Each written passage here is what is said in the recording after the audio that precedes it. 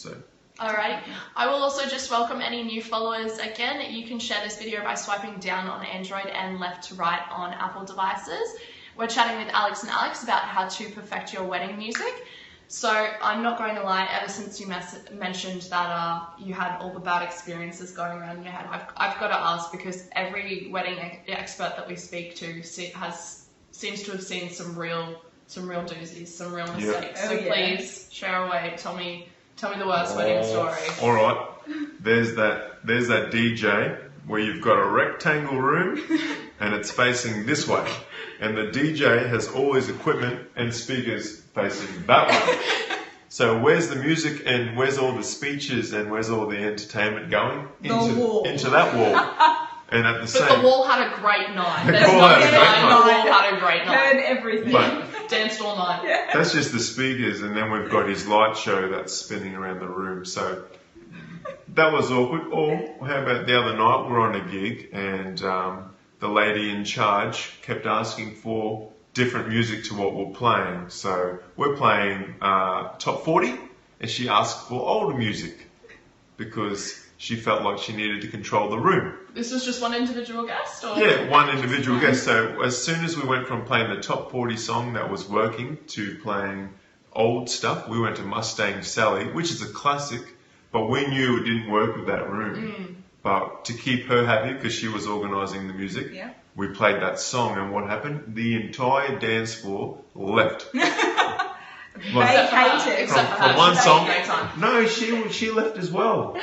She probably didn't around. Yeah, she didn't want to be all alone. Another example where sometimes it's best to leave it to those that know the most. Definitely. So, but let me think of another one. We've got an MC that's drunk, okay, and the friend, the groom's friend who's the MC that's drunk. They all knew he is a drunk. So why would you book the drunk? Oh, makes sense. Yeah, so and these are the things where we're sitting there with smiles on our face, but my wife is grabbing my leg like, I'm just like, yeah, this is really inappropriate. I can't believe you're saying it. I love how that becomes a universal message as soon as you get married.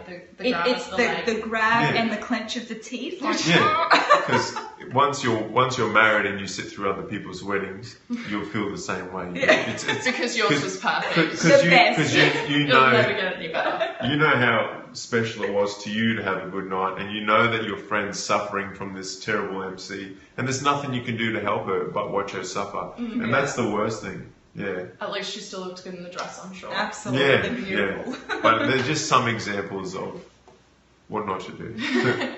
We are almost running out of time here, guys, so if you did have any of those live questions to send through for Alex and Alex to answer, that would be great, or just any suggestions or comments as well. You can find us over at wedvid.com.au. You can also like the Facebook group for Wedvid, or you can also share this video by swiping down on Android and left to right on Apple devices. Was there anything else that you guys wanted to add before we wrap it up? Just one thing. Enjoy the rest of your wedding planning and your wedding and your marriage and your future together. Absolutely. Yeah.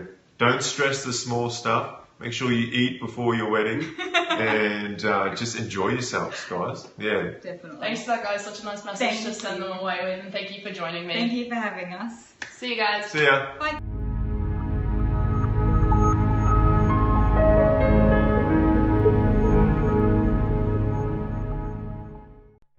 So I had these friends of a friend who was shooting in northern New South Wales.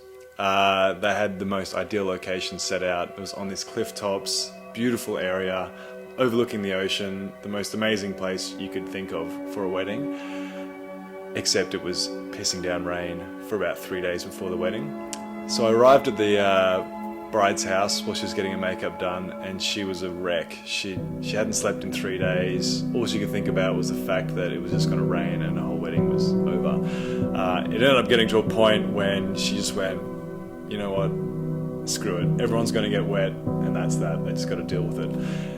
I hope they brought umbrellas. And so I was like, yeah, that's the attitude. Screw it. It's going to be good. It's going to be fun. Let's just have fun. And so we, as I drove down there, I got there about 5 minutes before the bride, and it was just sort of sprinkling, and they were still setting up the area. And literally, as the father of the groom put these prayer flags into the ground, which was sort of the arbor for behind the bride and groom, the clouds just parted and the sun started sort of trickling through the clouds.